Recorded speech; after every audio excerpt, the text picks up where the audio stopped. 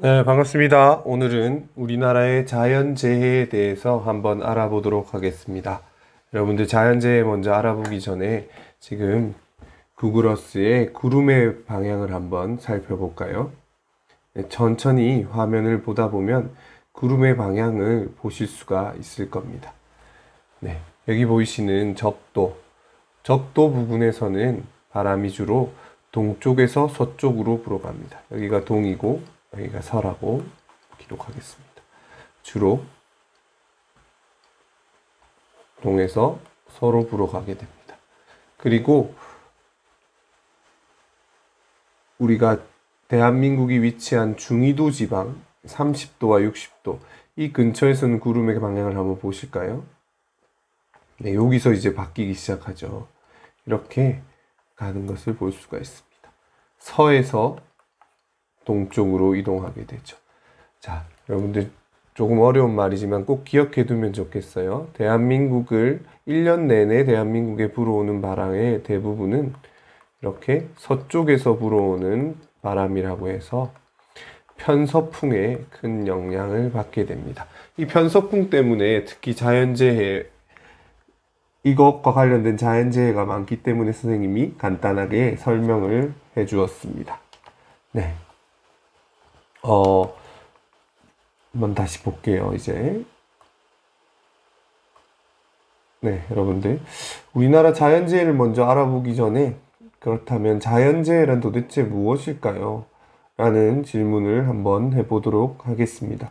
자연재해는, 네, 방금 이 보이시는 배경이 이제 자연재해를 당한 모습인데, 홍수, 가뭄, 태풍, 지진, 황사 등 피할 수가 없는 자연현상으로 일어나는 피해를 자연재해라고 합니다. 교과서에 보면 대한민국 서울특별시 어떤 산에서 발생한 산사태에 대해서 설명해 두었습니다. 아주 안타까운 사고 중에 하나였습니다. 여러분들 보시다시피 집채만한 흙더미가 이렇게 아파트를 덮쳤어요. 그래서 18명의 사상자를 낳은 끔찍한 사건이었습니다. 도대체 이 산사태 왜 일어나게 된 걸까요?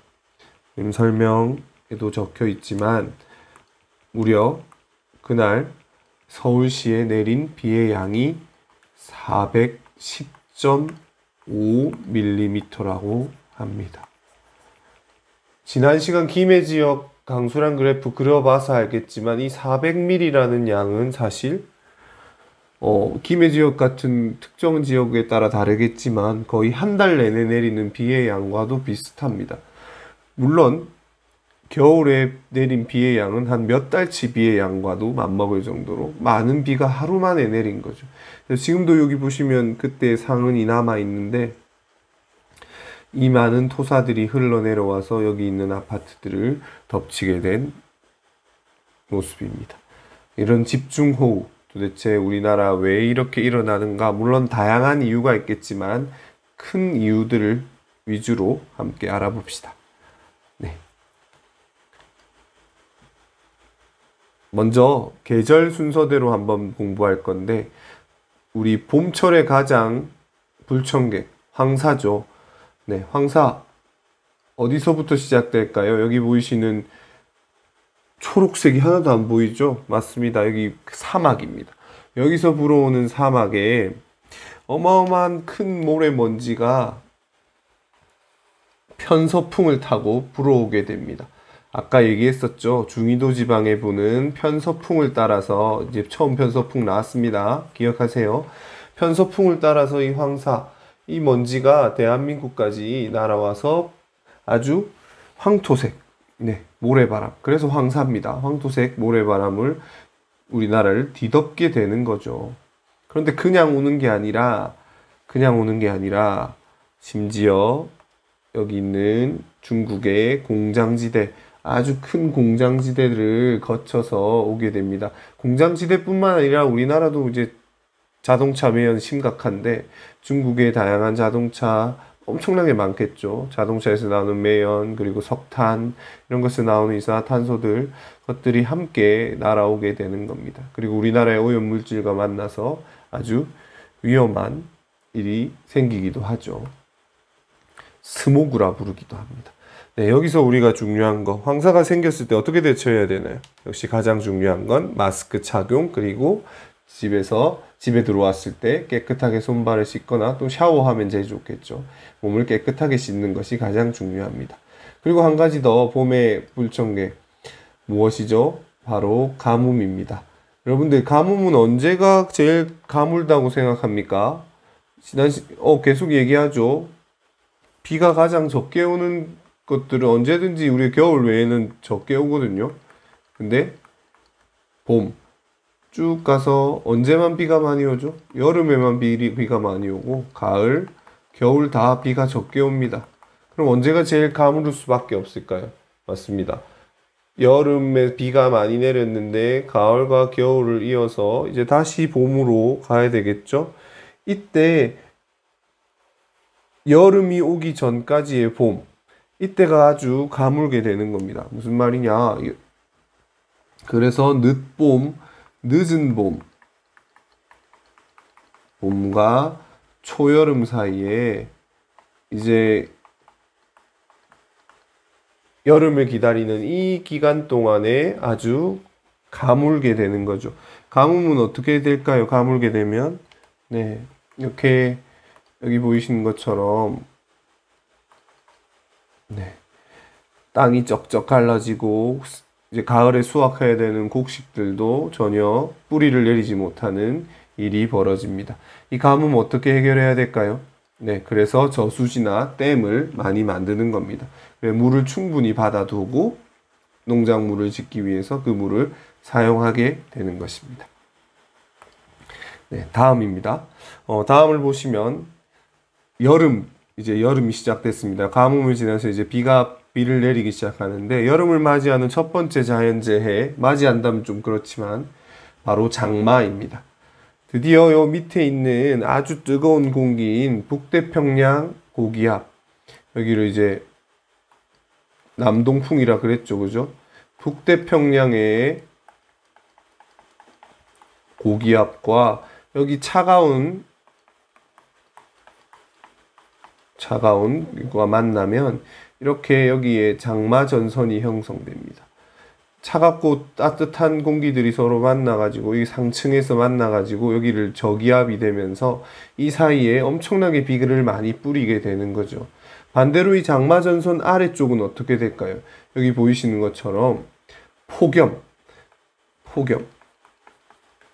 무려 평균 온도가 33도 이상이 돼버리는 거, 밤에도 바람이 불지 않아 아주 더운 거, 이것을 바로 폭염이라고 하는데, 요 여름철에 가까울수록 대한민국의 이 북태평양 고기압이 올라가게 돼서 아주 덥게 됩니다. 이때 폭염은 어떻게 우리가 예방해야 될까요?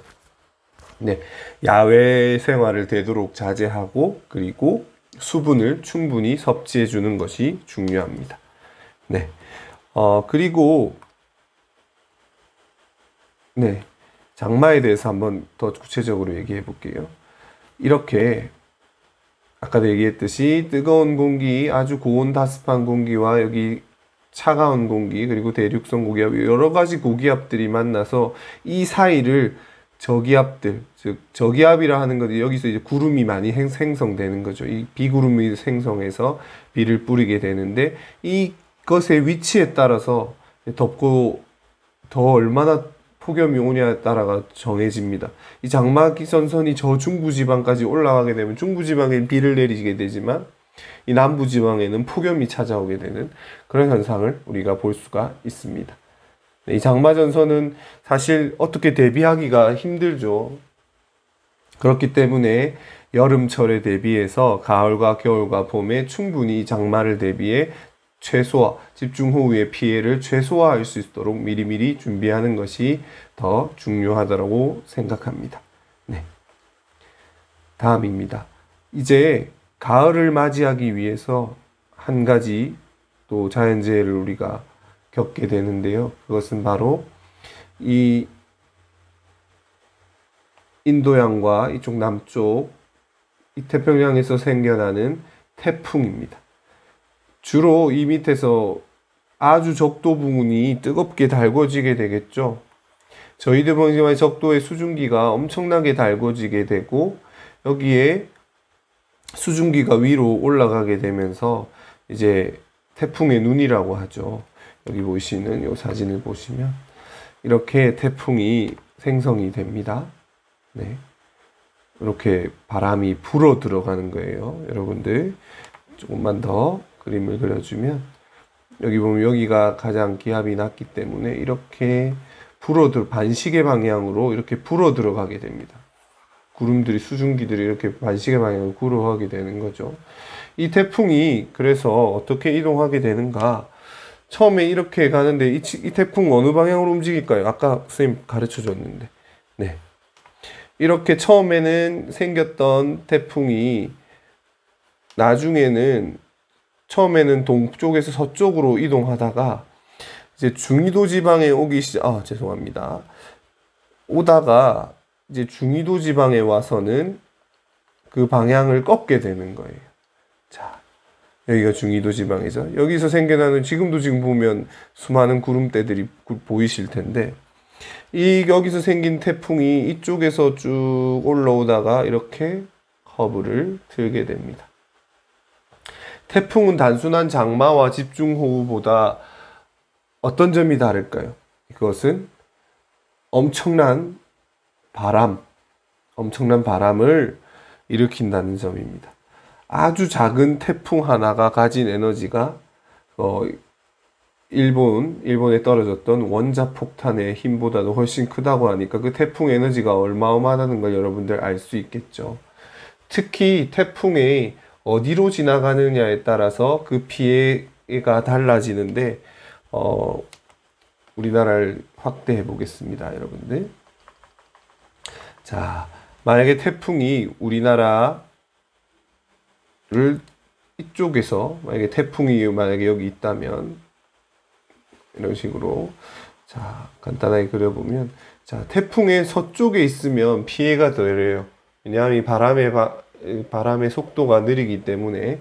근데 태풍의 동쪽에 위치하게 되면 아주 피해가 크게 되는 겁니다.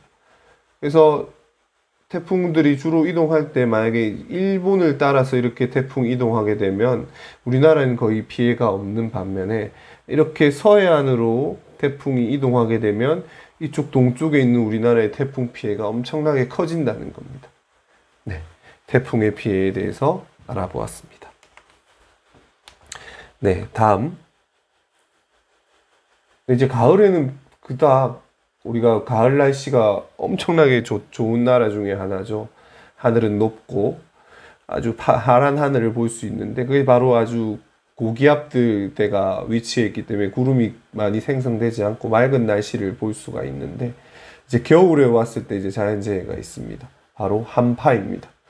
겨울철에 기온이 갑자기 내려가면서 발생하는 추위인데 저 북극 쪽에 있는 공기들이 갑자기 내려와서 아주 차갑게 공기를 만드는 거죠. 그러면 이제 동파 얼어가지고 이게 얼음이 얼게 되면 아주 딱딱하고 아주 두꺼운 것들도 깨지게 되는데 그런 동파나 그리고 우리 피부 손끝이나 발끝이 우리 매우 차갑잖아요. 심장에서 먼 곳이. 그러다 보니까 손끝, 발끝에 동상을 입는 일이 생깁니다. 외출 시에 꼭 보온에 유의해야 되고 특히 여러분들 머리 부분의 보온에 신경을 써야 합니다. 또한 이 한파와 함께 한꺼번에 눈이 많이 내리는 현상을 얘기할 때 우리 폭설이라고 하죠. 폭설로 이제 이렇게 도로에 눈이 많이 쌓이게 될 때를 대비해서 우리는 제설장치, 여기 있는 눈들을 쓸어가는 제설장치를 사용하거나 또는 염화칼슘 같은 것을 뿌려서 눈을 녹이고는 합니다. 네. 그래서 봄, 여름, 가을, 겨울에 이런 자연재해에 대해서 한번 알아봤습니다. 유일하게 가을에 대한 것들은 없었죠. 네. 그런데 이 태풍이 단점만 있는 게 아니라 이렇게 장점도 있습니다. 태풍의 아주 강력한 바람이 바다 아래까지 있는 바다와 그리고 위에 있는 바다를 서로 물을 섞이게 합니다. 그래서 바닷속에 산소를 공급해주는 역할을 하죠. 그리고 지구에 엄청나게 열이 많이 있는 요 부분, 네, 적도 부근. 이 적도 부근의 에너지가 만약에 적도 부근에 그대로 멈춰 있다면 아마 지구 이쪽은 아주 추워져서 사람이 살 수가 없고, 그리고 이쪽, 이 가운데 부분 역시 너무너무 뜨거워서 사람이 살 수 없는 아주 사람이 살기 힘든 별이 되었을지도 모릅니다. 하지만 이런 태풍들로 에너지를 위로 올려보내는 거죠. 아까 말했다시피. 여기에 남아도는 이 에너지를 위로 올려보내서 비로 뿌리게 하면서 지구의 열을 순환시켜주는 좋은 역할도 하고 있다는 사실 여러분들 기억해 두세요.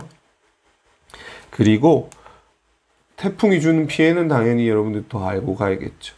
이렇게 태풍이 불게 되면 항만시설과 그리고 해난 사고가 발생할 확률이 높습니다. 아주 큰 파도와 해일일 수도 있겠죠.